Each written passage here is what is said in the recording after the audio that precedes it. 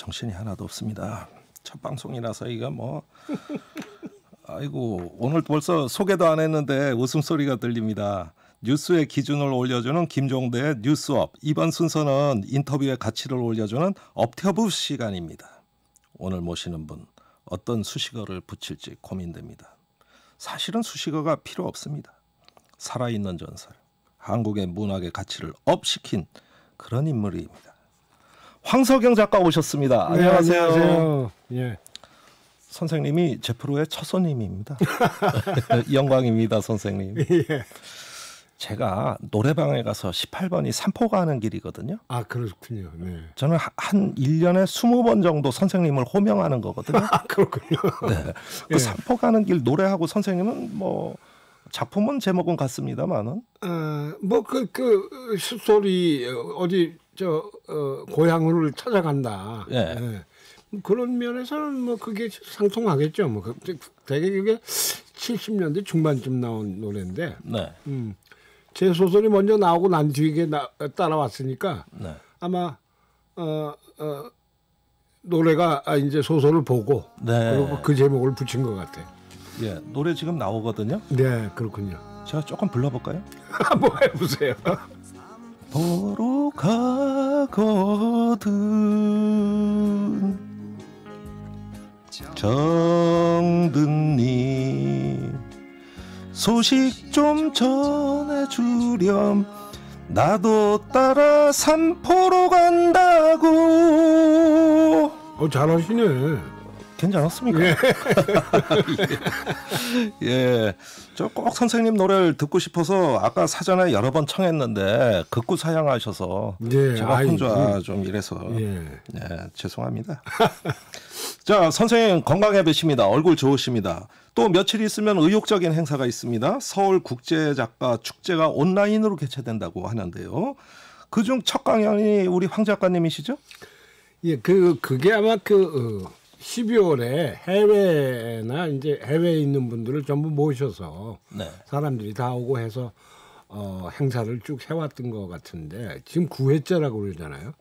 저는 여기에 참가한 적이 없습니다. 왜냐하면 제가 그래도 나이가 좀 들어서 이게 한 40대 많아봐야 한 50대 이런 정도의 이제 중견 작가들을 불러서 하는 행사인데 네.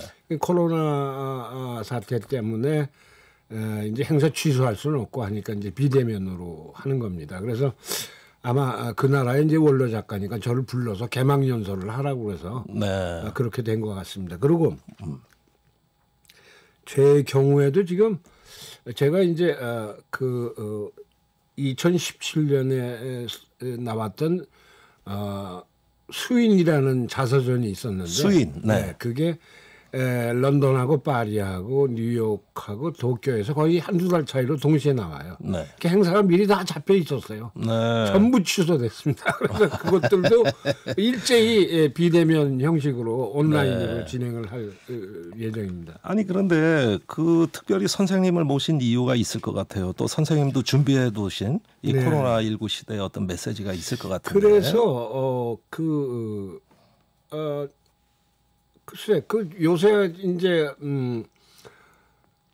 어떤 전환기 같은 생각이 들어요. 전환기. 예. 그래서 이게 이제 우리가 이제 20세기를 얘기할 때 대개 이제 1차 대전 이후니까 1919년 20년대 그 정도를 20세기의 출발이라고 보는데 네. 이미 20세기 숫자적으로는 들어섰는데도 그때부터 20세기다 이렇게 따지거든요. 네. 그렇다면 그런 식으로 따진다면 지난 20년 이미 21세기로 들어온 지난 20년을 그 이행기라고 보고 20세기에 온갖 여러 가지 잔재나 숙제가 계속 이제 이렇게 정리가 돼 나가는 그런 단계에서 네. 이제 21세기가 비로소 네. 시작된다 하는 느낌을 받습니다. 그게 아마 코로나가 그 계기가 된 것 같은데 네. 그래서 요새 포스트 코로나 얘기를 많이 하는데 그 제가 얘기한 개막 연설에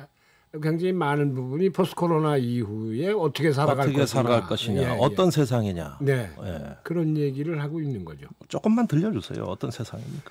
글쎄요, 이미 자본주의하고 사회주의가 이렇게 냉전을 이렇게 냉전 시대를 거쳐오면서 이렇게 하다가 네. 사회주의가 붕괴를 하고 그걸 뭐 어떤 사람들은 자본주의 세계 체제 속에서의 70년간의 바리케이트다 뭐 이렇게 얘기하는 사람도 있어요. 예. 네. 그게 제거된 뒤에 이게 뭐 자본주의 혼자 승리의 독주를 해온 게 아니라 네. 사실은 반면 거울이 없어졌기 때문에 오만하게 자기 이게 자기 팽창도 하고 뭐 여러 가지로 이렇게 하면서 그러면서 몰락의 길로 왔다. 지금도 그런 몰락의 어떤 길로 가는 그런 이행기에 있다. 이렇게 얘기하는 사람들이 많이 있습니다. 네. 그런데 그렇게 본다면 지금 중간에 무슨 세처리즘이 무슨 레이거노믹스니 이러면서 신자유주의, 네. 신자유주의 세계 체제가 이제 뭐 여러 가지로 이제 드러냈지 않습니까? 금융위기도 네. 치렀고 뭐 여러 가지 그 불경기도 치렀고 이제 공황도 이제 우리가 겪고 있고 이제 이러는데 거기서 제일 부족했던 것이 공동체주의, 네. 공공성 이런 거 다 이렇게 사유화되고 이윤화의 논리. 그리고 다 떠밀어 버리고. 예. 이제 사실은 공동체주의와 개인이라는 거는 개인주의라는 거는 공동체와 개인이라는 거는 이게 같이 있는 건데 한 몸에 이게 사실은 공동체주의는 이미 끝난 이제 이게 쓸데없는 것처럼 되고 개인의 가치를 이렇게 굉장히 얘기를 하면서 말하자면 욕망을 그냥 절제 없이 계속 확장하고 이러라는 얘기인데 알겠습니다. 그런 것들이 변화하는 과정에 있는 거죠. 그 이제 얘기가 길어져서 네. 한마디로 얘기하면 그런 과정, 변화 과정의 시작이다 지금. 네. 그러니까 우리가 느끼는 불안과 혼란, 공포 이런 것들이 뭔가 새로운 시대를 맞이하기 직전에 긴장감 같은 느낌이 드는데요. 그런 와중에서도 선생님을 굉장히 업시키는 뉴스. 네. 예, 그럼에도 불구하고 이건 희망적이다. 네. 이런 뉴스는 뭐가 있습니까? 그거는 이제 결국 이제 민주주의의 문제인데. 네. 우리가 뭐 위기에 강하다고 그러고 여러 가지 우여곡절을 겪고 그러면서 현 정부까지 왔는데 어떤 공동체 의식이나 공동체주의가 되살아나고 있어요. 네. 그건 우리가 아마 근대화 이전에 가졌던 여러 가지 기억 속에만 남아 있던 것인데 네. 그것이 지금 이른바 우리가 굉장히 서로 상찬하고 그러는 시민의식으로 보여지고 있고 네. 서로 도우려고 그러고 참을 줄 알고 이제 이런 게 있는 거죠. 그러니까 네. 그런 공동체주의가 살아나고 있는 것 같다. 네. 그리고 또 한편으로는 사회적 자원을 최소한도의 선에서 좀 나누어서 이렇게 좀 이 어려운 시기를 극복하자 하는 그런 흐름이 생기기 시작한 것 같아요. 이번 코로나 국면에서 말씀하셨죠. 예. 그런 점은 대단히 고무적이고 그리고 이것이 만약 우리가 상호 신뢰할 수 있는 그런 정부를 네. 우리가 시민들이 만들지 않았다면 이렇게 답답하게 통제하고 뭐 1단계, 2단계 이렇게 하면서 하는 거를 어떻게 견딜 수 있겠어요. 네. 믿으니까 서로 믿으니까 그런 신뢰 속에서 지금과 같은 아주 훌륭한 대처 네. 이게 나온 것 같아요. 그러니까 신뢰. 전 세계에서도 대단히 놀라워하고 있지 않습니까? 그리고 그러면서도 사회 경제는 아주 최소한의 손해를 보면서도 이렇게 굴러가고 있고 네. 이런 점은 대단히 기분 좋은 현상이죠. 네. 저는요. 요즘 왜 나훈아 씨가 테스 형 왜 그래 하면서 노래가 히트 쳤지 않습니까? 그래요? 그거 옛날에 우리 때 우리 또래들이 하던 농담이에요. 수도 형, 모니 형. 그래요? 테스 형. 수도 형은 그리스도고, 네. 모니는 석가모니고. 그 옛날에 우리가 하던 얘기입니다. 그러니까 그 얘기를 다시 끄집어내가지고 저는 우리 황 작가님 이제 한국의 대표적인 지성이시기 때문에 항상 저는 뭐 희망보다는 사실 좀 짜증이 많이 나는데 그럴 때마다 서경이 형 왜 그래? 제가 앞으로 좀 모시면서 이렇게 투정부터 좀 부리고 싶고. 아이고 감사합니다. 네. 자, 가장 최근에 내신 책이 이제 철도원 3대입니다. 사실 저도 이 책을 아직 다는 못 읽었어요. 네. 3분의 1 정도 읽었는데. 바쁘신데 뭐. 예, 그래도 읽을 겁니다. 뭡니까 이 철도 노동자의 3대 이야기가 이제 철도 철탑 농성에서부터 그 이야기가 시작되지만은 사실은 그것은 어떤 그 증조 할아버지까지 올라가는 긴 서사를 말씀하시고 계시는 거고, 또 그런 과정에서 한국의 현대사가 변두리로 밀려나고 경계선 바깥에 있던 사람들의 삶 속에서 부활을 하고 있다는 느낌을 저는 받았습니다. 네. 자, 그런데 이 소설을 구상하시는데 30년이 걸렸다. 또 빈 공백을 꼭 메워야 되겠다. 이런 말씀을 하신 이유는 어디에 있습니까? 글쎄요. 그러니까 세계의 근대라는 게 다 그 근대화 과정이 우여곡절이 있고, 네. 또 뭐 고통, 뭐 아픔 이런 것들이 다 이렇게 깔려 있습니다. 네. 근대화가 바로 그런 과정이고. 근데 이제 우리 경우에는 왕조가 망하고 제국주의가 들어와서 식민지 근대를 이루면서, 그러면서 그 다음에 전쟁, 분단 이런 걸로 쭉 이어져 왔지 않습니까? 그렇죠. 그래서 사실은 노동자의 생활이나 노동자의 삶에 대해서 얘기하면 우선 계급 투쟁을 얘기해야 되겠고, 네. 그 다음에 이제 말하자면 사회 체제나 이런 것들을 바꿔야 되니까 이제 그런 사회 변혁에 대한 얘기가 될 거고, 네. 그러니까 노동자를 중심으로 그런 얘기를 하려면 네. 진작에 이제 이런 서사들이 나왔어야 됐는데, 네. 우리는 불행히도 식민지 시대 또는 전쟁 그리고서는 분단 이렇게 왔기 때문에 우리 문학에서 노동자의 서사가 빠져 있습니다. 노동자의 서사가 네, 빠져 있어요. 사라진 역사군요. 네, 그러니까 문학사 속에 노동자의 얘기가 안 나와요. 네. 네, 그러니까 30년대 한참 말하자면 그 사회운동이 있었을 때에 카프라고 네. 예, 카프라고 아시죠? 압니다. 예. 예. 조선 작가 동맹인가요? 예. 조선 프롤레타리아 작가 동맹인데, 예. 그게 아마 우리가 제일 먼저 형성이 됐고, 그다음에 나프라고 일본이 우리보다 2년인가 네. 뭐 4년인가 뒤에, 그다음에 또 한 4, 5년 뒤에 중국 좌파 작가 동맹 이렇게 생겼으니까 사실은 식민지 조선이 제일 먼저 했는데, 예. 근데 그 카프의 작품에서도 노동자의 얘기가 별로 나오질 않아요.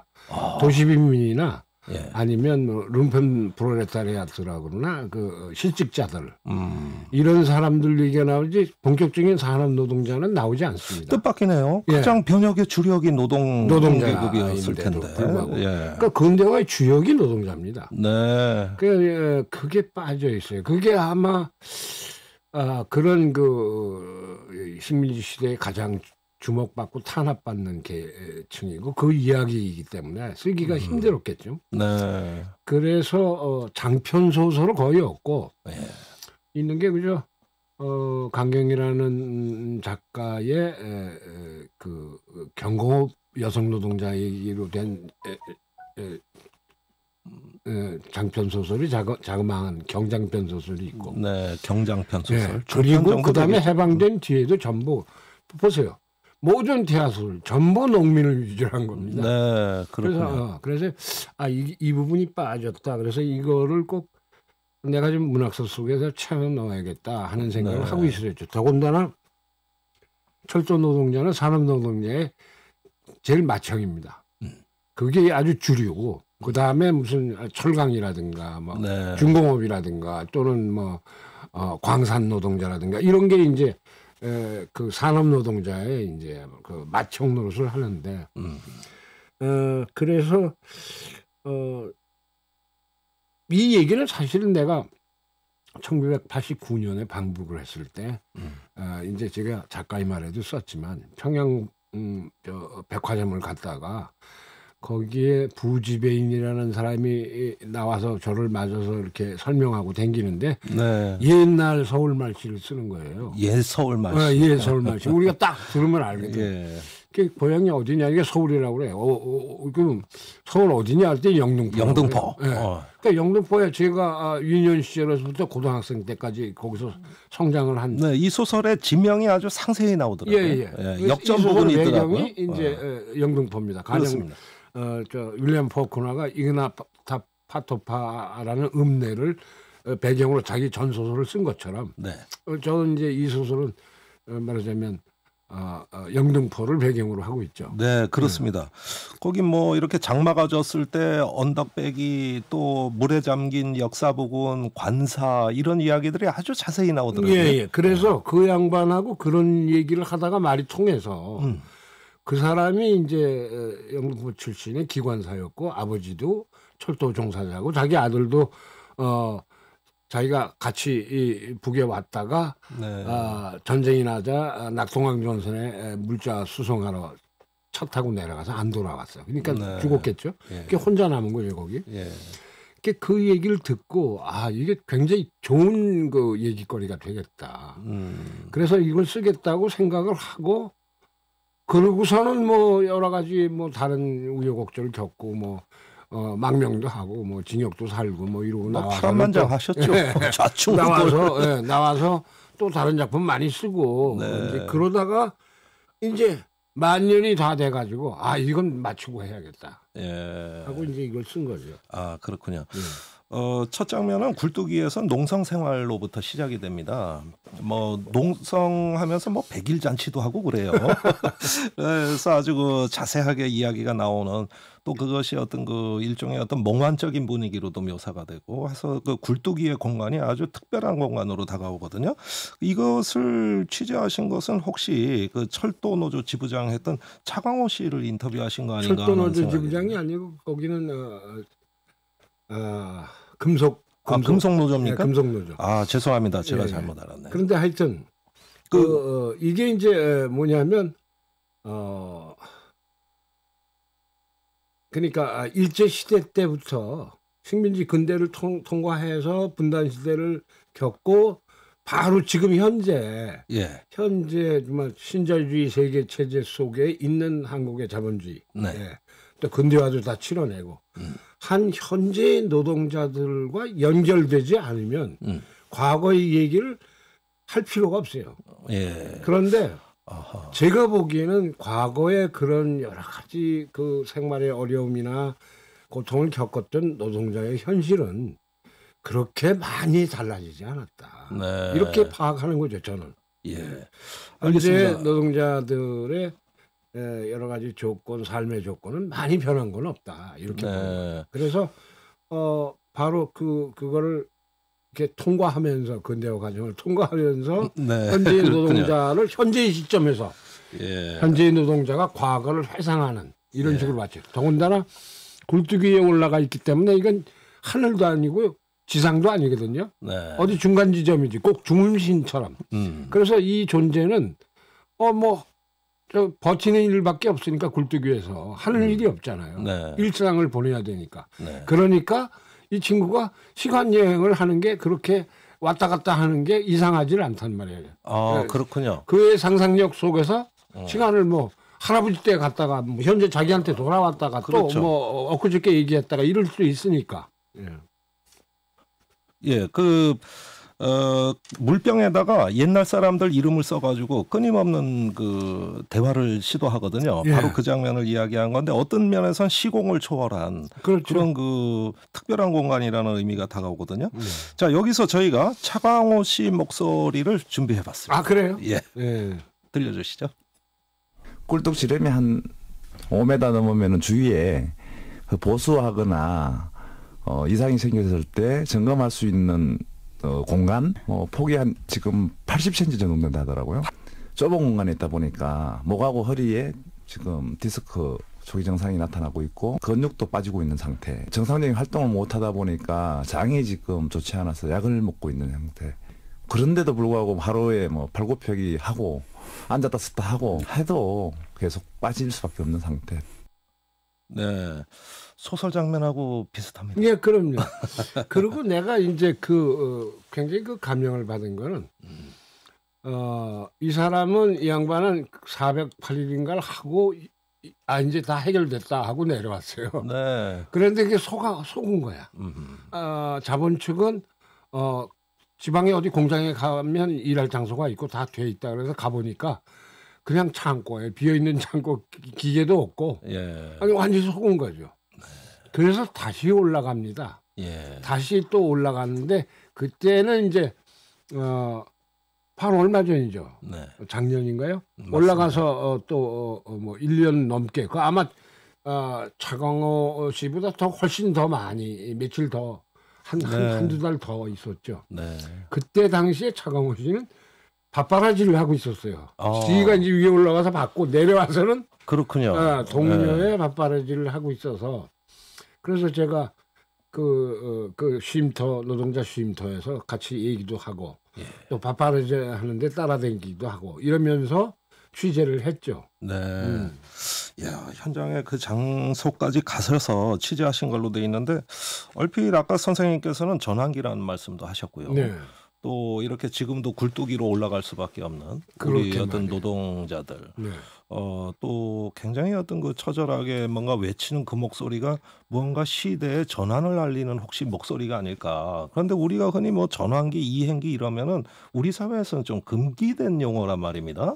뭐 자본주의 이유라는 걸 상상해서는 마치 안 되는 것처럼. 아니 이건 사회과학에서 상식입니다. 예. 뭐냐면 지금 뭔가 다른 구조, 다른 사회 시스템 쪽으로 가고 있는데 네. 우리가 자본주의 세계 체제의 이행기도 300년 아닙니까? 그렇습니다. 르네상스에서 시작해서 산업혁명기까지 그때가 한 300년 되는데 이거 다 이행기로 보고 자본주의 이행기로 보거든요. 네.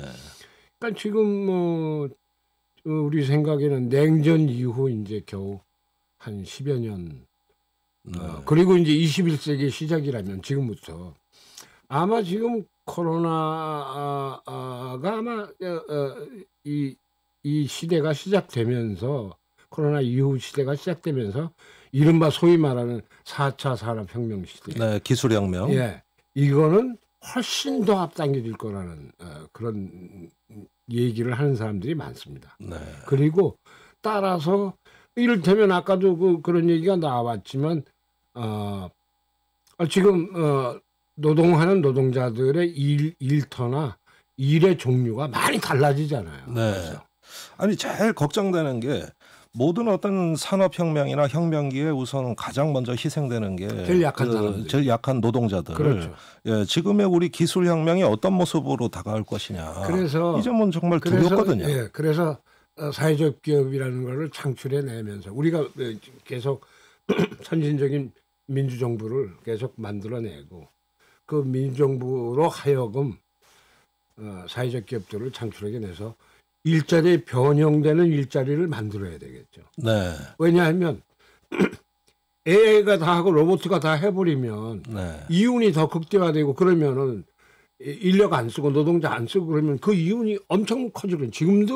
지금도 아마 빈부격차는 양극화는 굉장한데 네. 이 양극화 사이를 어떻게 메꾸는 그거는 우리가 공공적 정부를 통해서 네. 우리가 형성한 정부를 통해서 간섭을 하고 서로 이렇게 교통 정리도 하고 이러면서 그 기업을 뭔가 다른 사회적 기업으로 해서 말하자면 일거리와 그다음에 복지를 같이 함께 나눠갈 수 있는 그런 사회 구조로 가야 되겠죠. 그러니까 공동체주의와 개인주의라는 게 상극인 것 같은데 이게 옛날부터 우리 이상이 있었잖아요. 예. 전체는 하나를 위하여, 하나는 전체를 위하여. 그렇습니다. 이렇게 가야 된다 하는 건데 이게 극단적으로 벌어져 있어가지고 계속 네. 뭐 사회주의 쪽에서는 스탈린주의 나오면서 아주 그 폐해를 아주 극명하게 보여줬고. 전체만 있었죠. 네, 그럼요. 네. 그리고 신자유주의 체제는 지금 우리가 겪어온 세월 있잖아요. 네. 여긴 또 개인만 있습니다. 예, 뭐 세월호니 뭐니 다 그런 게 다 네. 그런 여파들 아니에요. 예, 그러면은 선생님 그 말씀을 해주셨기 때문에 드리는 질문입니다. 네. 이 기술 혁신은 빠르게 일어나고 있습니다. 네. 또 정부가 앞장서서 신기술을 도입하겠다고 네. 하거든요. 그런 기술 혁신에 부응하는 사회 혁신도 필요하거든요. 그러니까 기술이 어떤 양극화를 더 초래하고 경쟁을 더 초래한다 그러면 이런 부분을 완화시키고 더 보완하기 위한 사회 혁신이 그 같이 부응이 돼야 되는데 이것은 사회적 대화를 해야 되는 겁니다. 그럼 예. 그렇습니다. 그런데 지금 우리 사회 기술 혁신에 대한 논의에 비해서 이런 사회 혁신에 대한 논의가 충분하다고 보십니까? 지금 아마 전 세계적으로 이제 시작하고 담론을 이제 시작하고 있는 것 같아요. 네. 포스트 코로나에 대한 담론이 바로 그걸로 이어지고 있습니다. 얘기가. 네. 그러니까 지금 뉴스 검색이나 말하자면 외신 검색을 해보면 뭐 지금 새로 나오고 있는 신간들도 그래요. 아주 발빠르게 나오고 있는 신간들을 보면 전부 포스트 코로나 이후에 사상 철학의 변화, 생활의 변화에 네. 대해서 심각하게 논의들을 하고 있죠. 네. 이제 논의가 시작되는 것 같습니다. 네. 그래서 그런 어떤 사회 변화에서 이것이 잘못된 방향으로 왜곡되지 않도록 네. 우리 사회의 지성들이 조금 더 사상, 토론, 공론의 장에 용기 있게 좀 뛰어들면 어떠냐. 네, 그래서 아마 그 세계는 그런 변화 속에서 아마 뭔가 시스템을 찾을 거예요. 찾는다. 예, 그 전과 다른 어떤 방법론들을 찾아가 나갈 것이다. 네. 모범을 보여주는 쪽도 있고,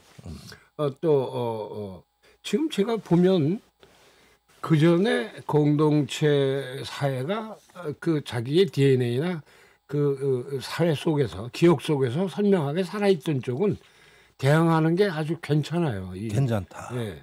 그런데 신자유주의 세계 체제를 아주 극대화해서 이렇게 딱 이렇게 갔던 사회일수록 특히 유럽과 미국을 얘기하는데 네. 지금 뭐 거의 대응을 거의 무대응이죠. 거의 지금 네. 거의 실패할 정도로 당황하고 그러고 있는데 선생님 얘기는 갈수록 재밌거든요. 그런데 시간이 없습니다. 예, 아무래도 여기서 인사드려야 될 것 같은데 지방에서 오셔서 이 귀한 인터뷰 해주신 데 대해서 정말 진심으로 감사드리고요. 생방송이라 예. 굉장히 걱정스럽네요. 걱정하실 필요 없습니다. 실수한 거 없나? 실수요? 괜찮습니다. 뭐 실수 좀 하면 어떻습니까? 네, 지금까지 업데이브 그 첫 번째 시간. 오늘 제 기분 많이 업되었습니다. 지금보다 나아지긴 나아질 텐데 빨리는 아니고 서서히 그리고 또 기억에 남는 이야기는 이런 이야기가 더 많이 들렸으면 합니다. 황석영 작가의 만남이었습니다.